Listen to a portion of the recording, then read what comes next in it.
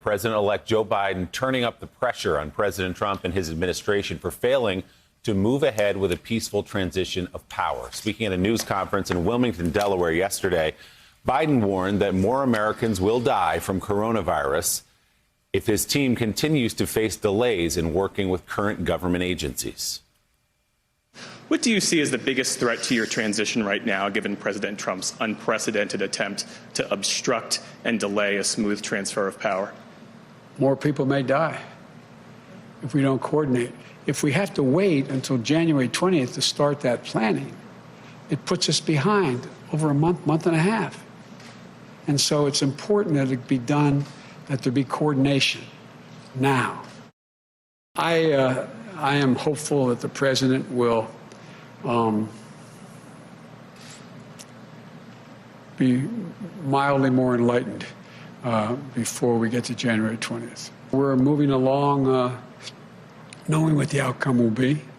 And as I said earlier, and I probably shouldn't repeat it, but I find this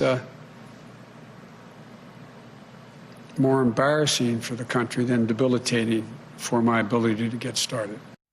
Meanwhile, President-elect Biden will finally receive a national security briefing today, though no government officials will actually participate. Joe Biden and Kamala Harris instead will meet with intel, defense, and diplomatic experts because the General Services Administration continues to refuse to certify President-elect Biden's win. Let's bring in our reporters, NBC News correspondent Mike Memoli from Wilmington, Delaware, covering the Biden transition team, and NBC News correspondent Heidi Prisbilla, covering the impact of the Trump administration's delay of key transition steps. Good morning to you both. Mike, let me begin with you.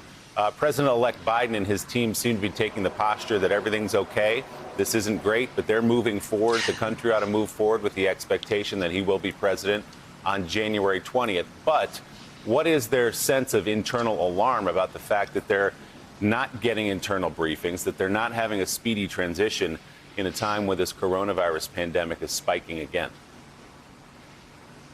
Well, Willie, I think you see the Biden transition team walking a very fine line here in how they're at least messaging publicly about what this ongoing delay means. One, you see the former vice president, the president-elect, sort of speaking almost to an audience of one, something that we've seen so often during the Trump era, where he's using the word embarrassing to describe what this ongoing delay is, as you just played, saying it's more embarrassing for the country than it is debilitating for his ability to get going. He's speaking to the president. He knows the president is watching every word he says publicly, and there's a sense that the more Biden digs in and sounds the alarm himself about this, the more the president is more likely to dig in on this. And so that's why you see him trying to downplay it, even though he also very clearly sounded the alarm about what this might mean in terms of a human cost of lives not being able to work with them.